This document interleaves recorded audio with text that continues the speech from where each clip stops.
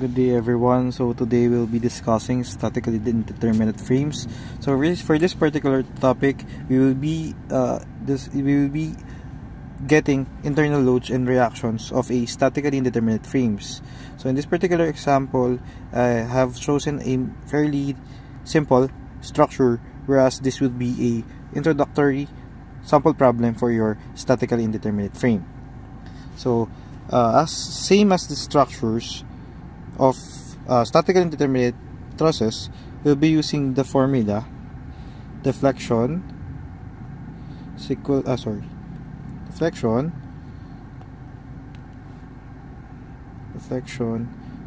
to deflection prime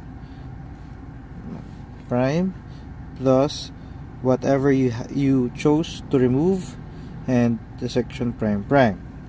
So in this particular case, the deflections will be different. We'll be using a different formula for each deflection, or in this case deflection prime and deflection prime.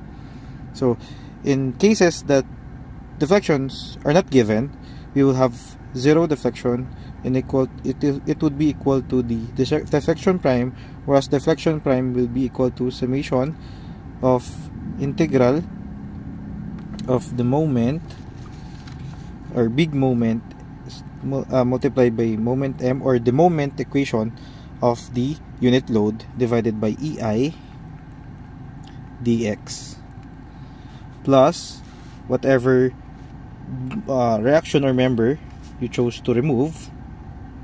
So let's just put it x there, then multiplied by the summation of integral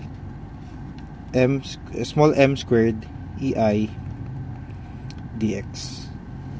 Okay, so let me explain the small so the big letter M there would be the moment equation of each member.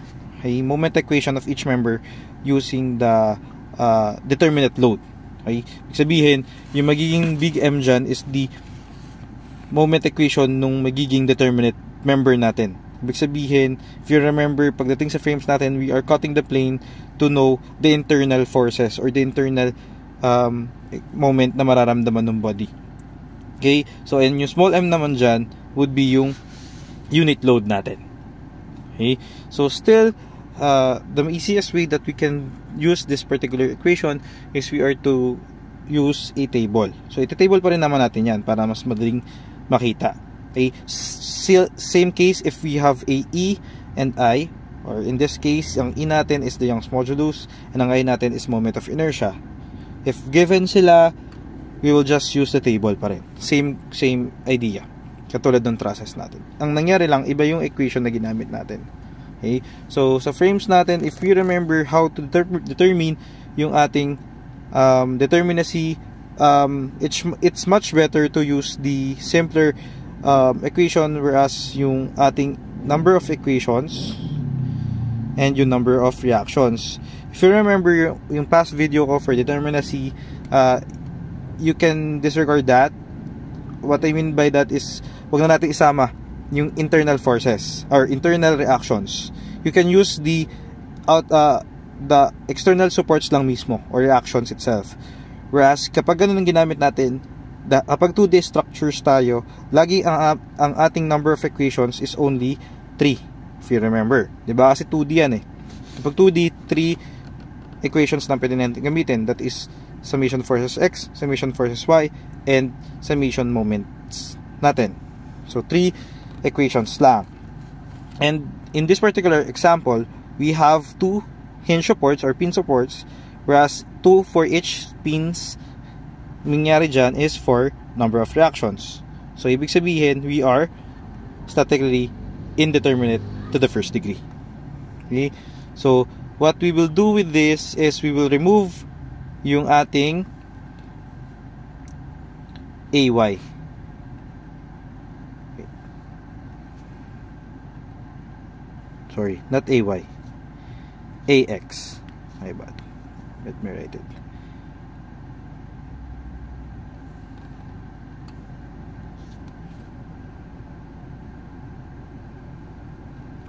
Okay? So, yun yung tatanggalin natin. So, ang matitira sa atin dyan is AY, BY, and BX. Okay? So, again, yung AX ang ating tinanggal. So, in this particular case,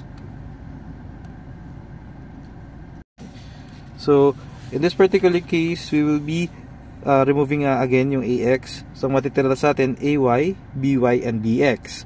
So, in that case, alam natin na magiging number of equations is 3 and number of reactions is 3. Magiging 3 is equal to 3 na siya. Okay? So, let me draw as figure lang na mabilisan. So, meron tayong again yung ating load, na distributed load, that is 40 kN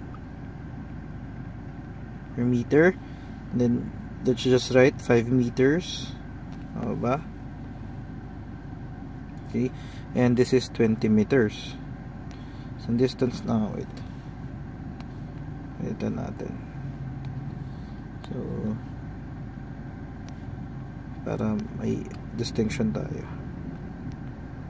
Okay, so this would be AY, BY, and BX. Whereas ang distance natin is 20 meters. Okay, so again, rough figure lang yan para mas mabilis tayo. So, we'll just of course get the first equilibrium, a global equilibrium, where we'll get AY, BY, and BX.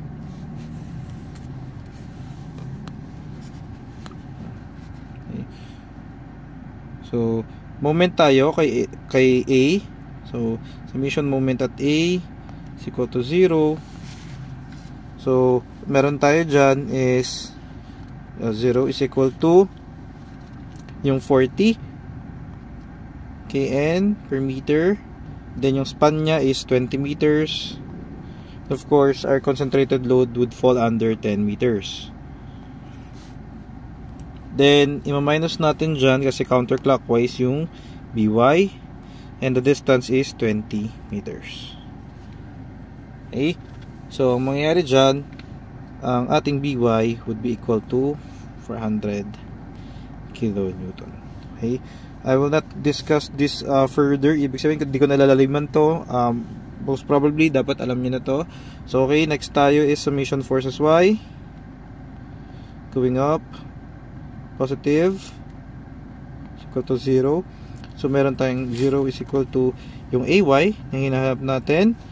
Minus yung ating 40 kilonewton per meter times the span, 20 meters.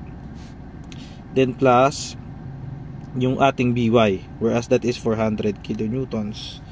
So if we are to equate it, magkakaroon tayo ng AY na 400 kilonewtons din. Symmetrical naman si body, so halata naman na 400 din yung makukuha. Again, I'm just doing this for you to get for us to prove kung ano yung dapat makuha. Of course, summation forces summation forces X going right, positive, equal to 0. Walang other body na meron dyan. So, BX natin would be equal to 0. Okay. So, after that, what we will do is to do the cutting in a way na i-remember, may method of members natin siya if you remember the previous topics. So, may method of members natin siya. Sulat ko lang din pala, this is point A, point C, point D, and point B. Okay? Hindi ko pala sure sa kanina. Okay? So, ang unahin natin dyan is yung AC, then CD, then BD. So, let me just draw yung AC muna natin. So, again, is A, point A, and this is point C. Ang gagawin natin dyan is ilagay na natin yung value ng ating reaction, whereas that is 400 kilonewton. Then, we will make assumptions. Okay? So, ngayon, you make as assumption, again, if you remember, internal forces, we always need to get yung ating shear, normal force, and moments. So dito papasok yon, kasi you always treat a frame like a beam na pinuputol mo lang. Okay? So mangyari dyan, we have CX, CY, yan. Then of course yung ating moment at C. Okay? So MC. So again, summation, you just get the equilibrium equations natin using equilibrium equations. So gawin na natin una si moment. So summation moment at point C is equal to 0, clockwise positive. Meron bang ibang force na pwedeng magka-moment dyan kundi si MC? Diba? Again, ibig sabihin, nararamdaman ng body na yan ay walang moment. Okay? MC is equal to 0. Then, next would be yung ating summation forces Y going up, positive is equal to 0. So, what you have there, yung ating 0 is equal to 400 kN. Then, ang kumakontra lang sa kanya is the CY. So, CY natin is equal to 400 kilonewton din. Okay. So, another tip for you guys is for us to know if ever you have an external force, even that may be reactions or external forces, in a way, you will guess, you do a smart guessing, di ba? Alamin natin kung ano yung pwedeng makakontra dun sa external force na nararamdaman nung that particular member. So in this case, yung 400 kN natin, alam nating pataas siya kasi yung reaction natin sa A. Ibig sabihin, yung member AC natin, kailangan niya kontrahin yung force na yon, di ba? So if you remember statics, nag-ano tayo dito, educational guess, educated guess, bale, diba? So ang gagawin natin dyan, of course, yung assumption sa atin na color red dyan is we are making it an assumption na sana tama para mas malesen ang ating wrong assumptions dito. Okay, so going back, summation forces X tayo, going right, positive is equal to 0. Wala naman tayong iba, so that would be CX is equal to 0. Okay. So next atin is yung ating CD. Okay, so let me draw it fast lang.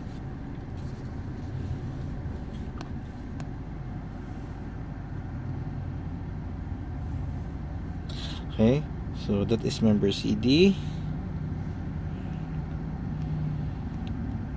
Whereas that experiences a 40 kilonewton per meter. And again, if you remember what we have said, the determinacy or in the internal pins, kailangan pagdating sa next part of our body, yung ating assumption is of course baliktad nung unang assumption natin kasi yun yung connection niya. So in this case, CX natin is pa left, CY natin is pa upwards, and CMC natin is clockwise. Okay, so again, CX, CY, and MC. Okay, so we can get first is yung, again, any would do naman, kabila pa pala. Okay, so sa kabila, again, we'll try to make it na kukontrahin natin sa tingin nating tama ng assumptions. So we have DX, DY, my bad, DY, DX, and yung ating MD. Again, this may be wrong. Okay? Makikita naman natin siya pag nakakatan yung value pag nag-negative siya. So unahin na natin si summation moment. Okay, so summation moment at D, Okay, summation moment at D is equal to 0, clockwise positive. So 0 is equal to, so ang dating assumption kay MD dyan is counterclockwise, so negative MD. Then yung ating 400 na si CY. Tama? So ilagay ko lang dito para hindi natin makalimutan. So si CY natin is ano siya? So that is upward dito ako mag-move, that is clockwise. So plus siya. So 400 na ilalagay ko.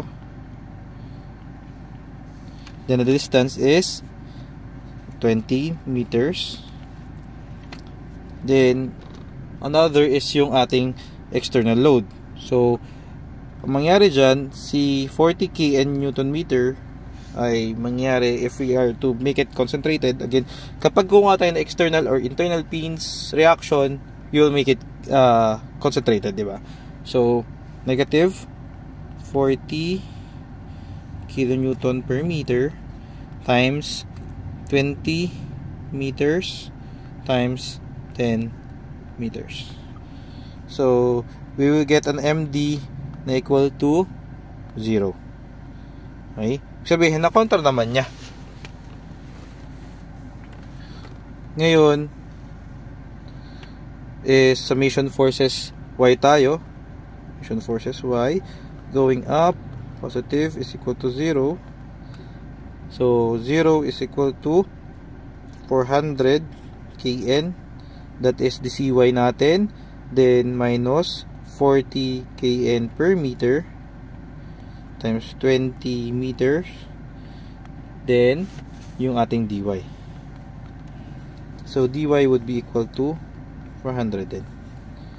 Still tama yung ating assumptions kasi positive siya. Then lastly, we have yung ating summation versus x. So meron tayong dx is equal to 0. Okay? So bakit ba natin kailangan kunin yung internal reactions muna? Kasi once, if we remember, pagdat sa beams natin, kailangan mo natin malaman yung reactions niya para malaman natin yung magiging internal moment. Yung equation, yung moment equation nung mismong part na yon. Kasi ganoon naman ang frames natin. We are cutting each part of the frame, gagawin natin siyang beam para malaman yung internal moment equation niya. Okay? In a way, we are knowing, kailangan natin malaman yung internal moments na equation kasi yun nga yung hinahanap ng ating equation para dun sa pagkuha ng indeterminate frame. Okay? So, ngayon, dun tayo sa so last member tayo. So, yung ating DB or BD. So, let me draw it again. So, B and D. Whereas, si ating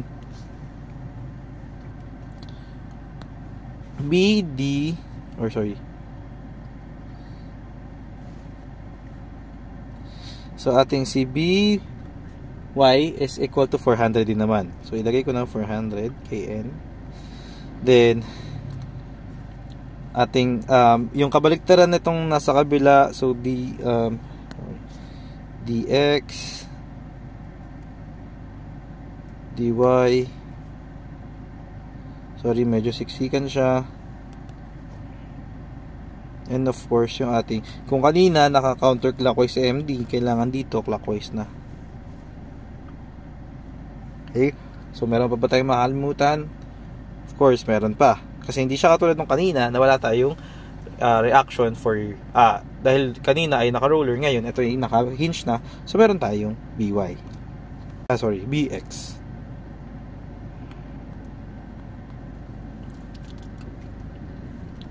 Okay. So summation forces tayo and moments. So summation moment tayo kay D equal to 0, clockwise positive. So meron ba tayong ibang forces? Meron tayong BX. So if we sorry, 0 is equal to bx. If you remember, anong value ni bx? May 0 tayo, di ba? 0 si bx natin. So, in this particular case, alam natin na wala tayong makukuhang moment dito.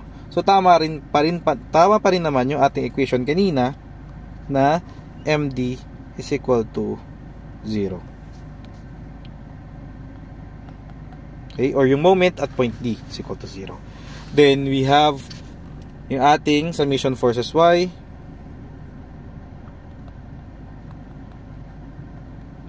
going up, positive.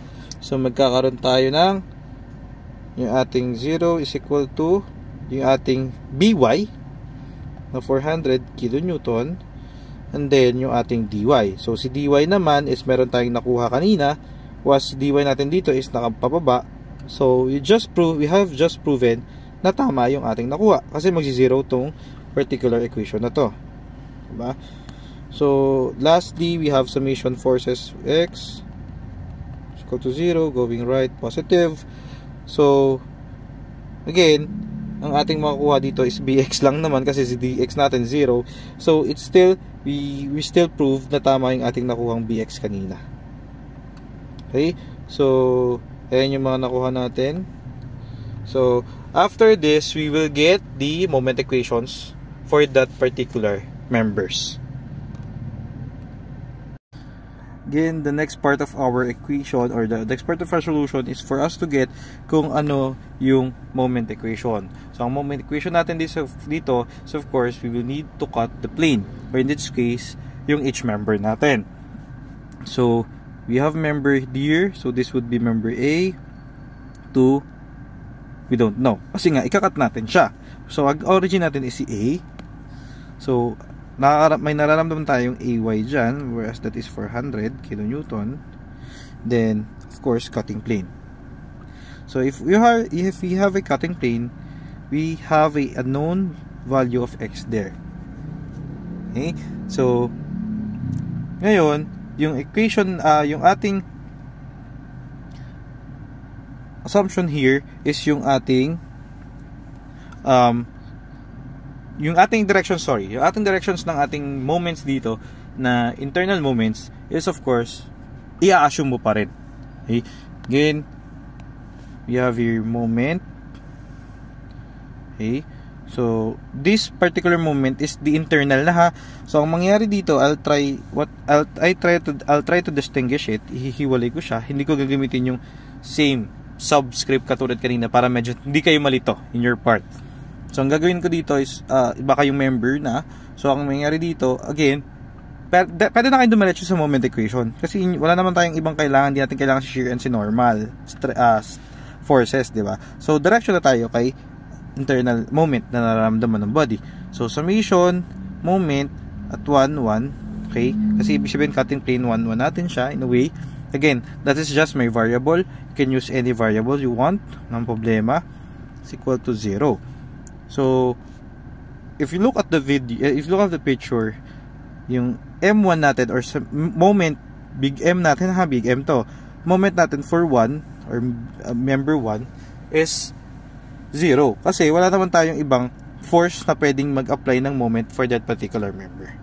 Okay? So, ito na yung isang moment equation natin. Again, this just means na any point of the particular length ng body is 0 yung ating moment. Again, this is the moment equation. Nagkataon 0 yan, pero moment equation yan. Okay? So, next, we have yung ating ang ginawa ko dito is nag-origin C ako. So, this would be yan. So, mangyari dyan is yan. This would be the 40 kilonewton per meter. Okay. Then, this would be point C. And this is distance X. Okay. So, if we remember kanina, meron tayong value ng 400 sa ating CY. So, of course, need to include this.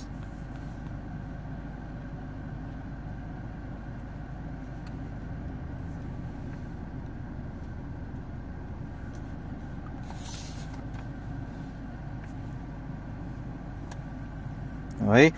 So, again, what I did here is ginawa ko siyang 2-2 naman para ma-distinguish natin na pasunod na cutting plane siya. Okay? So, summation forces, summation moments 2-2 equal to 0, clockwise positive. So, mangyari dito is, okay, 0 is equal to what? Kasi again, ang magiging summation natin dito, again, you will guess. Ibig sabihin, you will be guessing yung ating, yung ating direction ng ating moment dyan. So, in this case, I chose counterclockwise. So, si counterclockwise natin, ibig sabihin, si M2 natin is negative M2. Okay? So, si ating 400 kilonewton is positive kasi clockwise ang magiging mangyari dyan. And distance is X. Then, yung ating 40 kN is negative. Kn per meter pala, sorry. Times yung ating span na X and yung ating position ng load, X over 2.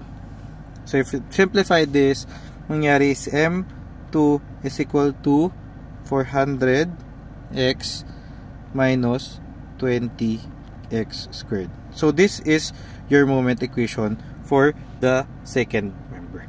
Then, last member natin is yung ating BD. Okay? So, B and D. No, not the BD itself. Kasi from B. So, magkakat tayo B. Again, in your case, maganda alamin mo kung saan ka pwedeng mas mapapadali. Kasi pwede rin naman galing ka sa B, galing ka sa D, ikakat mo siya to B. Pero kasi, mas madali namang manggaling na tayo dun sa reaction, di ba? So, we have here yung ating reaction na 400 Kn. And, yun nga, fortunately, we have the Bx na 0. Okay? So, summation moments tayo. Okay? So, summation moments, 3-3 na lang, ginamit ko. Sorry, 3-3. Clockwise, positive is equal to 0. So, ganun pa rin naman. If you are to, again, we will be assuming on direction. So, again, we might see na 0 siya. Pero again, you'll need to know, in a way, kung ano yung pwede nyo, sanayin yung sarili nyo kung saan kayo pwede matutong mag-assume na mas magiging tama yung magiging moment equation natin. So, in this particular case, M3 would be equal to 0. So, itong tatlong to, yung ating moment equations na, in a way, isa sa mga columns natin. So, uulitin natin yung lahat ng ginawa natin, pero for the unit load naman. Okay. So, the next part is yung ating unit load. So, I'll draw it saglitan lang, mabilisan.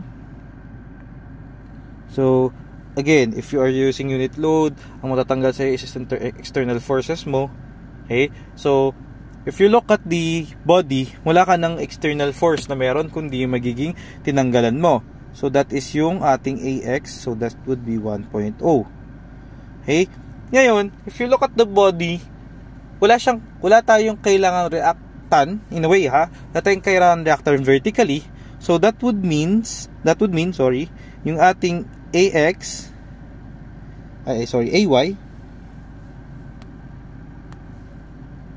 AY is equal to 0,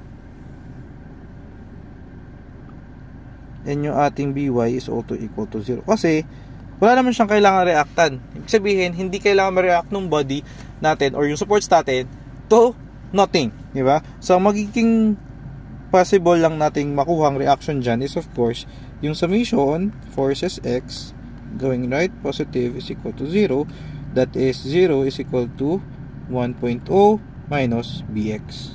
Mas Bx natin is equal to, kailangan pa natin mag-assume ng Bx. So, Bx natin is going to the left, Bx. So, Bx natin is equal to 1.0 din.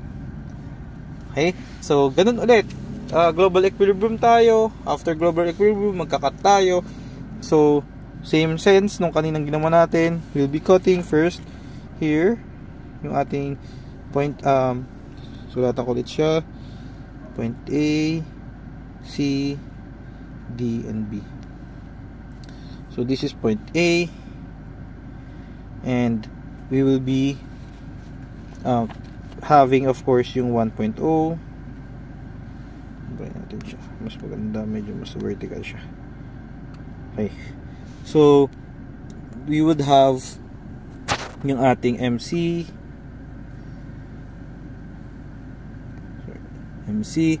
CX, and CY. Okay, so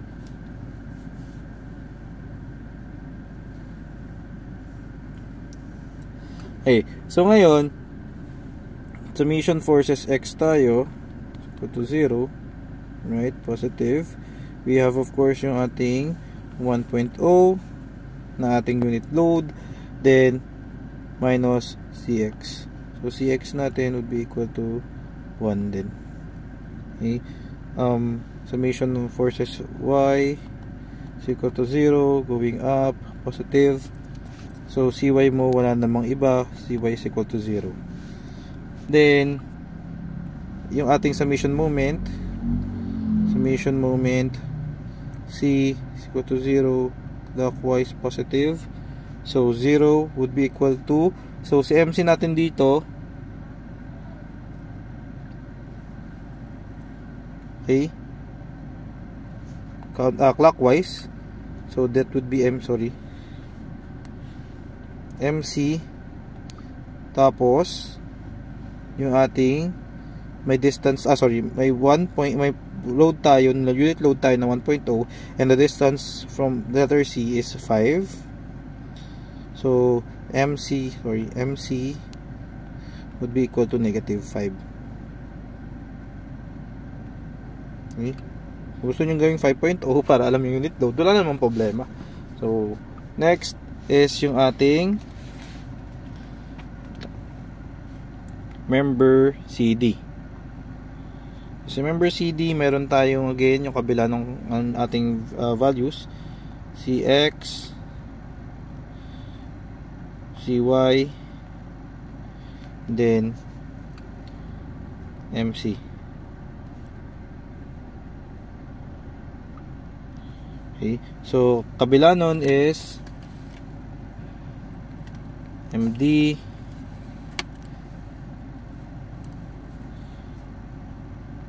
DY, and yung ating DX.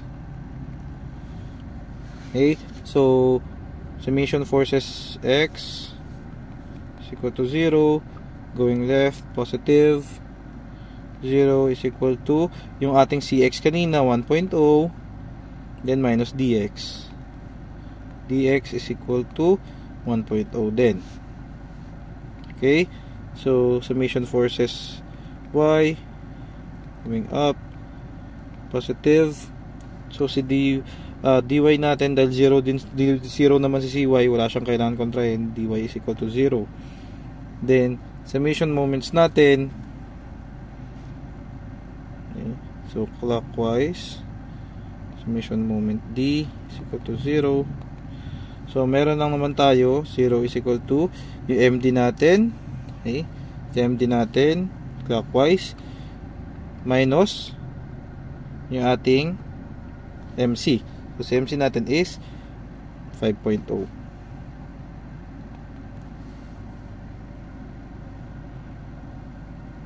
Okay, so in this case, pwede pala natin itong baliktarin si MC, diba? Kasi naka-negative pala dito, pasensya. So pwede natin siyang i-assume na dito ay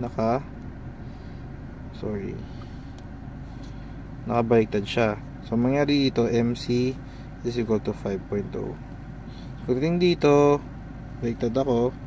So this would be ganito. Ito ay ganito.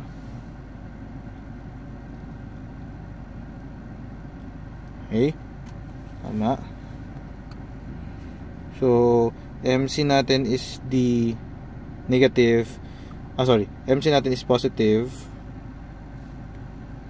then si DY natin is yung negative. So still MD would be equal to 5.0. Okay, then lastly, before we get the summation moment equations for unit load, yung ating last member, so this would be 1.0 and this would be dx, nasaan yung vector natin kanina, dx dy, and kung ito naka-clockwise kanina, counterclockwise kanina, kailangan naka-clockwise tayo dito ngayon. Okay, so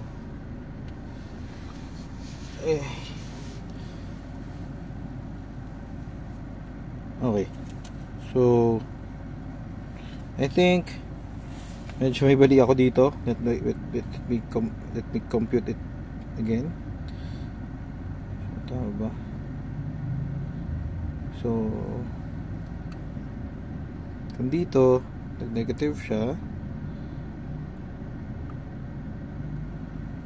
kaya naman niya kumontra eh. So okay, so my bad. So ito clockwise, tama, clockwise to, then ito is counterclockwise, tama, magpa-positive na pala to simula pa lang. Sorry. Okay, so my bad. So let me correct myself. So ito mawawala, so wala na rin to, so magiging positive na mismo to. Okay, so ibig sabihin tama yung assumption natin dito. Okay, so this would mean na yung ating MD yung positive and yung ating 5 yung negative. So still MD would be equal to 5 naman. So ngayon to going back on track, nakabaliktad pala din tong ating MD dito. Okay, so if you can see, this particular part of the moment body is we are just checking kung tama yung ating mga pinagkagagawa. Kasi makikita natin na magzi-zero lang yung mga values natin dito. So summation forces x equal to 0. So dx natin may nakuha tayong 1, di ba? So 0 is equal to dx na pupunta sa left, so 1.0 yon. Okay.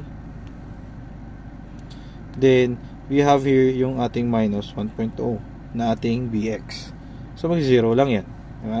So next is summation forces y is equal to 0, going up, positive.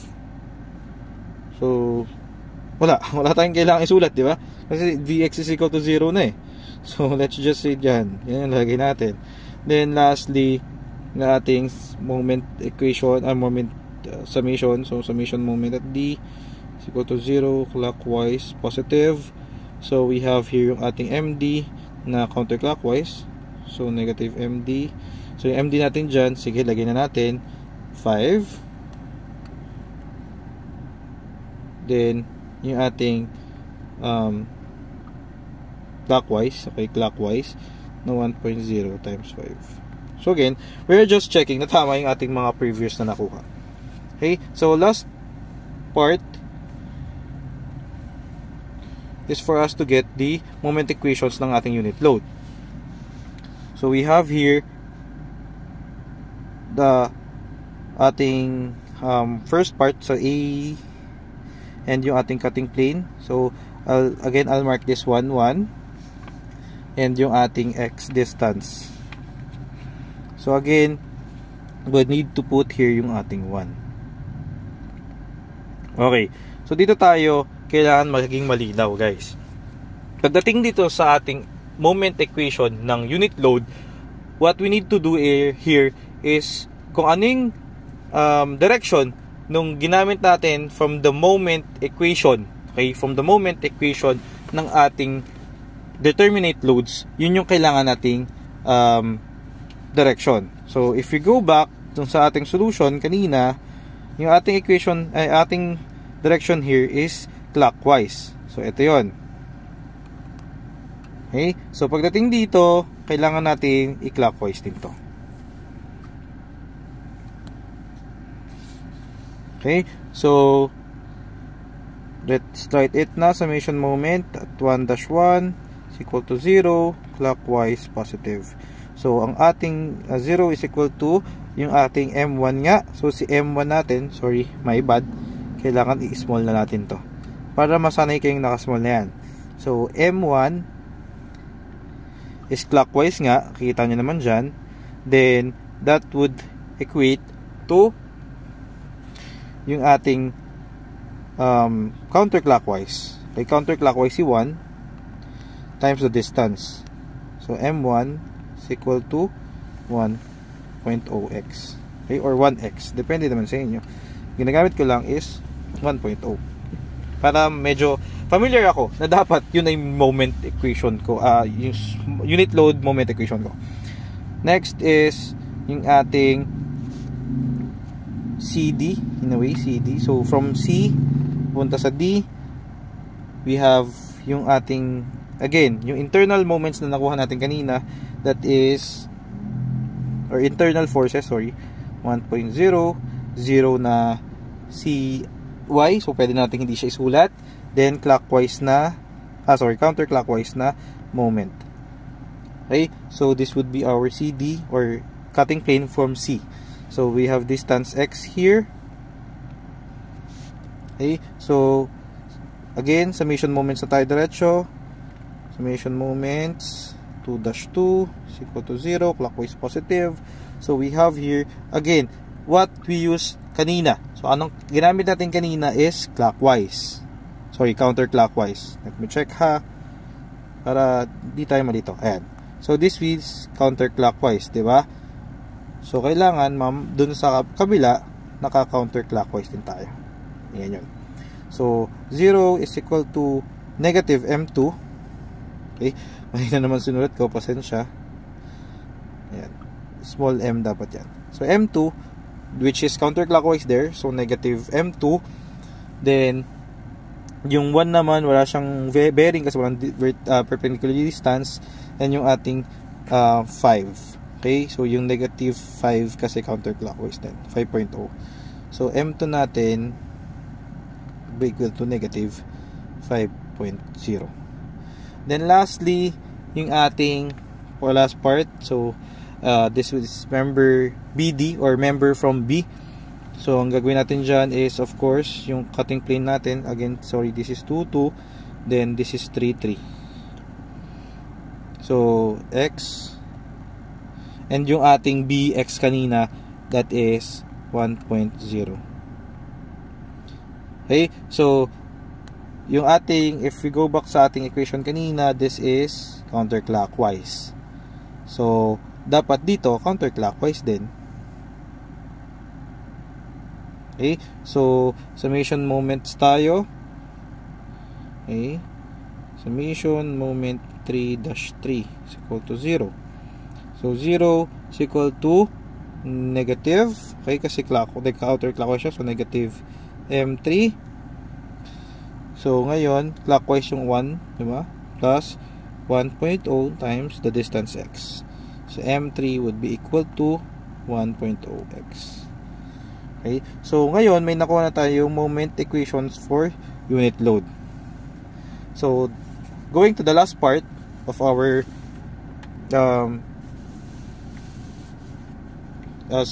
solution. Okay, so sinulat ko lang muna kung ano yung ating table. Again, in this particular part of the table or sa frames natin, meron tayong member, origin, limits, yung moment equation ng determinate loads, then moment equation ng ating M or unit load na small m, then of course yung isa summation natin. So ngayon, in your own solution, if ever man, mas maganda pala, nakalimutan kong gawin is lakihan natin yung sa mga equations. Sa equation yan possible mahaba yung ilalagay, so wala sa isip ko. Yan. So move lang natin siya. Okay, so origin natin is what? Kung saan ka nang gagaling from papunta dun sa cutting plane. So kailangan malaman mo siya kasi yun yung magiging limits at dun ka magbabase ng limits mo. Okay, so in this case, si origin ng AC is CA, CA. Origin ni CD is CC, then origin ni BD is CB. Okay? So sa limits is yung in a way, usually this is the length. Okay? So si A natin is 0 to 5, si C natin is 0 to 20, then si B natin is 0 to 5 again.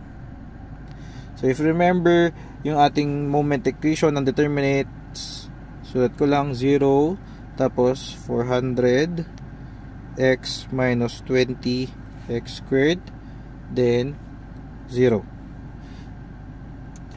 Okay, then si moment equation natin for unit load, we have 1x negative 5. Okay, then so 5.0 again, pwede naman sa inyo, sige sulat ko na lang din para medyo uniform tayo. Okay, so 1.0x. Then dito na papasok of course yung ating pagsasummation. So sa inyo na kung paano nyo siya ilalagay. Sorry, inangat ko lang siya para medyo mapantay natin yung sulat natin. So in this case, doon na tayo gagamit ng ating calculator. Okay, you may use of course yung limits na nandiyan sa calculator nyo. So we have here yung limits, ililimits nyo yung ating if you write it sa calculator, I'll give you an example. Limits ng yung M na malaki or yung determinate load natin, determinate equation multiplied by the unit load moment equation 1.0x dx yan. So limits niya is 0 to 5. So ayan yung ilalagay nyo sa yung calculator. So mamaya papalitan nyo lang siya ng ito tsaka ito, tapos yung limits. So ganun din naman sa next member. Okay, so pinakita ko lang kasi hindi ko naman makipakita sa inyo yung calculator ko ngayong hawak. Okay, so if you solve this, magkakaroon tayo ng 0 for the first member, member AC. Then sa member CD, we have negative 40,000. Sorry, that is 400,000 over 3. Then si BD natin is 0 again. Okay, so M squared natin is for member AC is 125 over 3. Sorry, medyo hindi lang siya pantay. Ayusin natin. Dito natin siya 125 over 3. Then next is 500 for member CD. Then for member BD is 125 over 3. So ngayon guys, this particular table, mapapansin nyo yung aking EIs hindi ko na sinulat kasi it is sa problem nito na nasa libro is sinabi naman as EI is constant. So pwede nyo siyang i-treat as number 1 lang. Okay, so madalas naman nangyari yan even from trusses. Pag sinabing constant or hindi sinasabi, you can treat it as 1 or a variable, walang problema. So in our case na lang, if ever man may given na E or I, of course, kailangan nyo siyang lagyan ng sariling table or column, sorry. Okay, so summation natin itong dalawa. So we have negative 400,000 over 3 EI. Okay, then sa isa is 1,750 over 3 EI. So balikan yung kanina, we will be using yung ating equation. So deflection is equal to deflection prime plus x, or in this case AX plus deflection prime. So wala namang sinabing may deflection yung body, so magiging 0 yung deflection. Then this is negative 400,000 over 3 EI plus AX times 1,750 over 3 over EI. Okay? Bakit sinama ko pa rin si EI? Kasi again, kailangan yun, nandun yung variable, naka-constant lang siya. Mamaya naman, magka-cancel siya kapag dinivide natin siya. So, mangyari dyan, AX would be equal to 1/6 over 7 kilonewtons or 228.5714,286. Again, guys, if kaya ng fraction, i-fraction natin. Okay? So, ngayon, if we are to get yung real reactions sa other part, gagamitin natin yung equation na real reaction or FR is equal to yung FO or yung determinate load natin. So, in this case, pwedeng yung reactions or yung members plus yung ating moment ng unit load, moment sa unit load. Okay? So, yung mismong value ng unit load moment. Okay? So, this is small m. Then, yung ating tinanggal. Okay? Yung ating tinanggal, x or, of course, in this case, AX.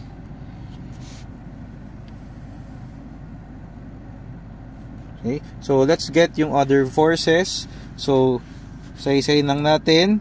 So, si BX natin would be equal to yung force natin dahil yung ating yung ating determinate load ng BX is 0 plus yung ating okay, so let me correct lang yung M kanina, okay, yung M kanina natin is not the moment equation or the moment value. Yun mismo, okay? So, ito mismo, yung M na to, that would be the unit load. Yung nararamdaman yung mismong equation na yon. For in this case, yung BX natin yun yung 1.0 kanina. Okay? So, balikan natin siya ha. So, yung real load, okay? Yung real load natin is sa kabila. Okay? Ito. So, ayan. So, si ating BX dito, ito mismo, that is naka 0, diba? So, yan yung determinate load na gagamitin natin or yung FO. Then, yung ating M, small m, is yung unit load na mismo. So, that would be, in this case, is BX is equal to 1.0. Okay? Then, yung tinanggal nating member. Okay? Yung value ng tinanggal nating member. Which is 1/6 over 7. Okay? So, let me write it dito ha. So, 0, kasi 0 yung value ng determinate load. Then, 1.0 kasi yung value ng unit load mismo ng BX multiplied by the value na tinanggal natin. So, 1/6 over 7 kN. Then, of course, BX is equal to 1/6 over kN. Okay? Then, yung next natin is si ating AY. AY is equal to yung AY natin kanina. If you look at it, daan natin ulit siya. Okay. Si AY natin is 400. Okay, ito. Then, yung ating unit load there is 0. Okay. So, of course, same yung tinanggal. So, 400 kN plus 0 times 1/6 over 7 kN. So, AY would be equal to 400 then. Okay. So, next is BY. So, si BY natin, if you remember kanina, hindi ko na ibabalik, pero parehas siya ng AY na value ng determinate load. Same sa ating unit load, 0 din. Then, 1/6 over 7 kilonewton. So, BY natin is equal to 400 kN. kN lang. Okay? So, this would be our final answers. BY, AY, BX, and of course, AX. Ngayon, if you look at the figure from the start, knowing the answers na kasi, okay, knowing the answers, you could see na dahil determinate, okay, dahil determinate yung body, okay, indeterminate yung body, ngayon, mangyari, AX and BY mo would have a certain part or a certain value na kailangan niyang i-resist. Kasi parang hindi na siya katulad nung simple determinate lang na mapupunta yung 0 di ba? Ngayon, kailangan niya i-resist yung, dahil may sobra kang may sobra kang reaction, may kailangan siyang i-resist. Kumbaga may pupuntahan at may pupuntahan yung forces mo. Yun yung purpose kasi ng indeterminate. Mangyayari dyan, mayroon at murang pupuntahan yung maling, in this case, sobra. May sobra tayo na reaction. May pupuntahan at may pupuntahan yung force na yon. So, if you look at yung AY-BY, 400 pa rin siya, which is, in a way, same nung ating determinate body, pero may nagbago sa AX and BX. Kasi, yun nga, that's the essence of indeterminate bodies. Hindi lang to frames, determinate bodies. Magbabago talaga yung structural members na mararamdaman ng structural members mo dahil sa either kulang na member, kaya sobrang member, o kaya sobrang reaction. That's the point of indeterminate bodies. So I hope you have understood the statically indeterminate frame sample in this particular video. Thank you for listening, guys.